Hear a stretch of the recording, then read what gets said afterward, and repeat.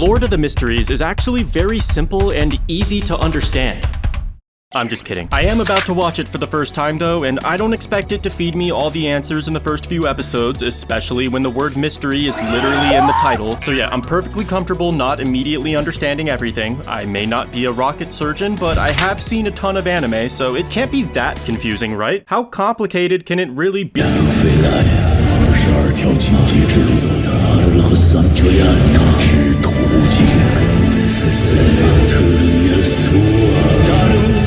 What the fuck is happening? Alright, so that intro was absolutely insane. I have no idea what I just saw. I won't even attempt to understand any of that yet, but it looked fantastic. The visuals are incredible so far, and this studio is cooking. Whoever's animating this definitely deserves a higher social credit score. Anyway, this guy, our guy, the protagonist, he's not who he is. If I'm not mistaken, Klein Moretti was murdered by himself, and after that, the main character gets transported into Klein's body and becomes him. And the gunshot wound fucking heals itself or some shit, I don't know. 穿越意识也好，穿越意识也罢。 Wait, they just said transmigrating. No way, am I watching an isekai right now? So I guess the main character was just a regular average guy from Earth, but now his new name is Klein because that was the name of the person whose body he's inhabiting. And Klein had an ancient book that seems to be the driving force of the plot right now, but more importantly, Klein also had a sister. It took one female character for me to start simping, guys. I was hoping Klein would take his sister's toothbrush and make a fucking Monogatari reference, but instead he went out to run some errands and it seems like somebody's following him, so he hides in a fortune teller's tent where he gets the Fool tarot card, which is also the title of this first episode.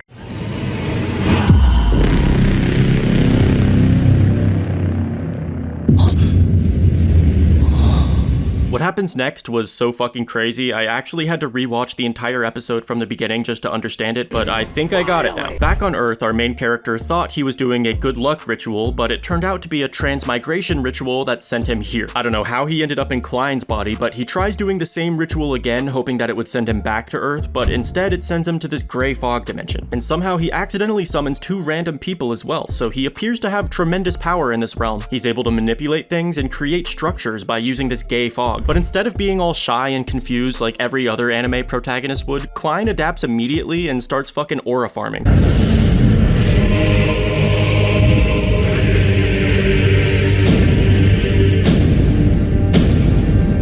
As you guys know, I normally spend most of the day aura farming, but now you can too, because Solo Leveling is doing a collab with AFK Arena and you can add Sung Jinwoo, Cha Hien, as well as the Shadow Monarch into your roster right now. And Jinwoo and Cha are both completely free, by the way. You'll get them immediately just by logging in. Jinwoo isn't just a watered down version either. He gets to keep the same system he has in Solo Leveling. The longer he's in combat, the stronger he gets, so he just turns combat duration into an infinite power curve and he's extremely OP, just like in the anime. You can even synergize him with Cha Hien, who, by the way, let me just check.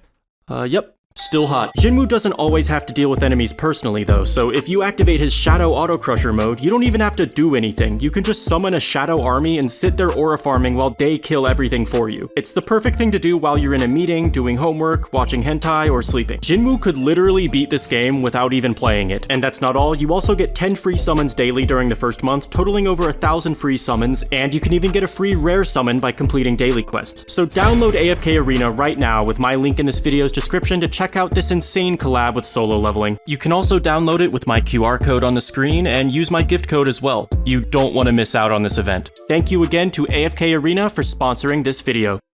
After the people he summoned ask him who he is and what's going on, Klein plays it off as if he meant to bring them here, and he tells them that his name is the Fool. Honestly, I love this part because I was totally expecting him to be like, where am I? But instead, he's just like, yeah, I am a god. I thought it was funny when the girl asked him a question he didn't know the answer to, so he's just like, this guy will answer your question. He's just such a badass, and I still don't really understand everything that's happening, but this whole anime is extremely cool so far. Already I can tell the lore runs deep in this story. Even though most of the terminology means nothing to me right now, I can guarantee the author spent years imagining this world and perfecting its culture and politics and history, and I just can't wait to see how everything ties together later on. I can't stress enough how much fun it is to be welcomed into a brand new world where I don't know shit. Every plot point is new and exciting, and there's just endless possibilities it's because I haven't been spoiled yet, and that's a feeling that I dearly miss from series like Mushoku Tensei, Re:Zero, and other anime that I read the novel for, because being an anime only is so much better, so I'm gonna try to savor this blissful ignorance of being an anime only for as long as possible, because right now I'm having a great time. I am a bit disappointed to see that there's only gonna be 13 episodes. Honestly, I was hoping for 25, but anyway, just finished episode 2, and I think I understand the power system now. I'm gonna try to explain it, so please correct me if any of this is wrong, but from my understanding, by drinking a very special and intricate potion, people can become beyonders, which are basically people with abilities beyond a normal human. And these beyonders are classified by 22 different pathways, which are like the classes you pick at the start of a video game. You know, stealth archer, warrior, wizard, stealth archer, healer, berserker. Each pathway has 9 sequences, which are like Pokemon evolutions where you get stronger every sequence until at the end you're practically a god. And typically in this type of story, they like to go hella deep with it, so I bet there's even something beyond the final sequence if I had to bet, but try not to spoil me if you know. The main character, Klein, chooses the Seer pathway, which appears to be a non-combat class for the most part, or I guess it's more accurate to call him a support character. He's not gonna win a 1v1 with a warrior, but he's able to do some utility shit like finding missing people and stuff. Obviously, down the line, he'll probably get some more abilities and maybe even some combat ones. I have no idea what direction the story is going, but I do have a suspicion,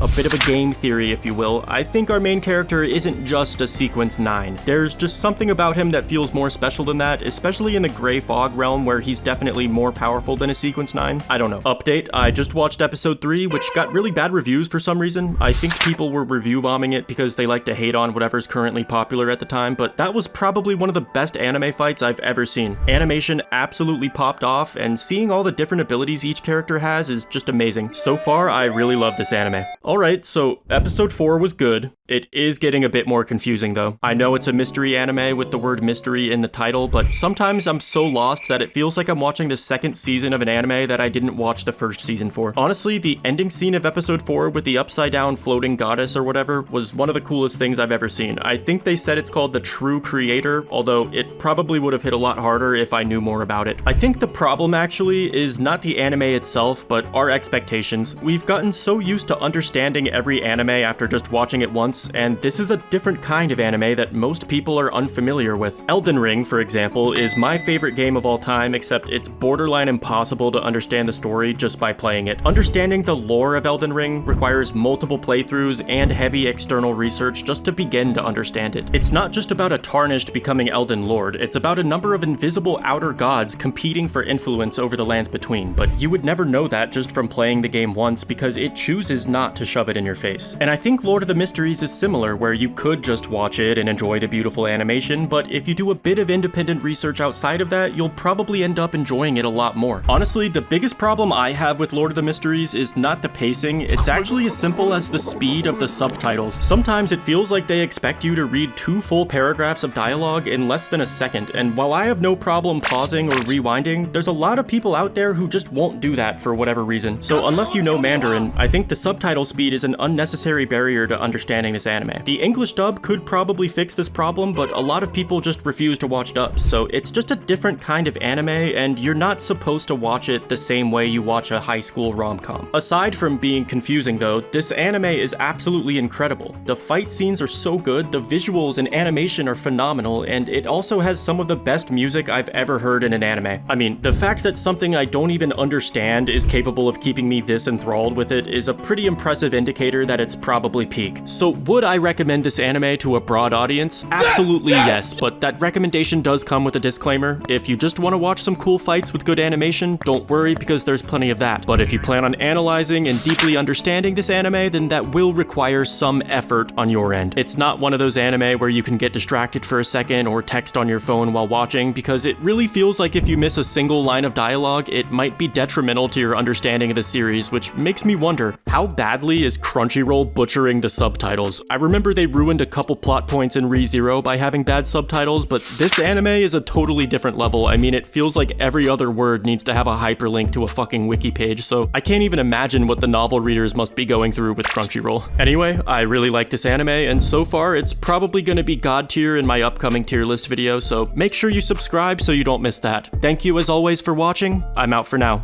Peace.